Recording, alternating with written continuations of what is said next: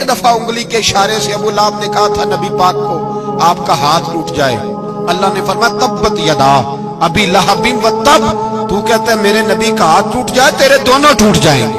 اور سنو ابو لہب کا حال کیا ہو۔ ابو لہب کا معنی ہے ابو لہب شولوں کا باپ، لہب شولوں والا۔ کیا مطلب؟ ابو لہب اتنا حسین و جمیل تھا کہ اس کے جو رخسار تھے شولوں کی طرح چمکا کرتے، اتنا خوبصورت تھا، لال سرخ رنگ تھا، خوبصورت آدمی۔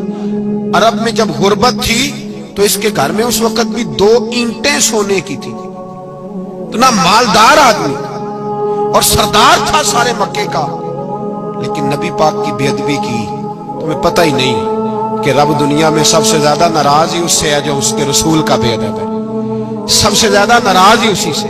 ابو لہب اس کے جسم کے اندر ایسی بیماری نکلی کہ ریشے سے بھر گیا سارا وجود، ریشے۔ اس کے بچوں نے لے جا کے ابو لہب کو پیچھے ایک حویلی تھی مکے کے باہر، اس میں بند کر دیا، چیختا تھا، چلاتا تھا، کوئی مجھے بچاؤ، کوئی پانی پلاؤ۔ دروازہ توڑ کے باہر نکلا تو چوک میں مر گیا ابو لہب، اتنی بدبو آتی تھی کہ کوئی قریب نہیں جاتا تھا۔ چوک میں لاش پڑی تھی، یہ ہے میت کسی بے ادب کی، منہ دکھانے کے قابل نہیں، ان کے دشمن پہ لعنت خدا کی، رحم پانے کے قابل نہیں ہے۔ چوک میں لاش پڑی ہے، تبت یدا ابی لہب و تب، چوک میں پڑی ہوئی ہے، کوئی قریب نہیں جاتا۔ اس کے بیٹوں سے لوگ جا کے کہنے لگے تمہارا باپ تھا، شرم کرو۔ ایک ملازم کو پیسے دیے اس کے بیٹے نے، کہا گڑھا کھودو اور میرے باپ کو رسی کے ساتھ پکڑ کے اس میں پھینک دو۔ ایک گڑھا کھودا مکے کی گلی میں اور رسی کے ساتھ پکڑ کر، رسی کے ساتھ باندھ کر اس کی ٹانگ کو گھسیٹ کر اس گڑھے میں ڈال دیا، اوپر سے مٹی ڈال دی، بدبو کا وہ ڈھیر بند کر دیا۔ ابو لہب مکے کا سردار تھا، پر جانے کہاں مردود دفن ہے۔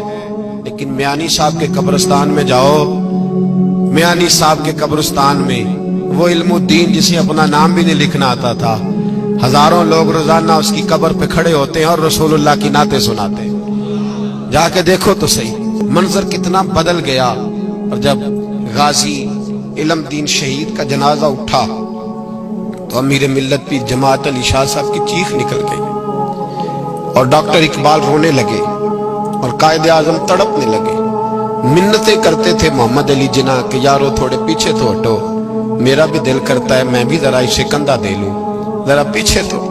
محمد علی جناح جیسے لوگ تڑپتے تھے، اور جب قبر میں اترنے کی باری آئی تو ڈاکٹر اقبال نے ہاتھ باندھے، کہنے لگا او دوستو اقبال پہ تھوڑا رحم کھاؤ، اسے میرے ہاتھوں پہ رکھو، قبر میں اتار دیتا۔ اور کی محمد سے فاتو نے تو ہم تیرے، یہ جہاں چیز ہے کیا لوح و قلم تیرے ہیں۔ اور اقبال کہنے لگے دیکھو میں شعر لکھتا رہا اور یہ لوہاراں دا منڈا نمبر لے گیا۔ دین کی بات پھیلانا صدقہ جاریہ ہے، ثواب کی نیت سے ویڈیو کو شیئر ضرور کیجیے۔ جزاک اللہ۔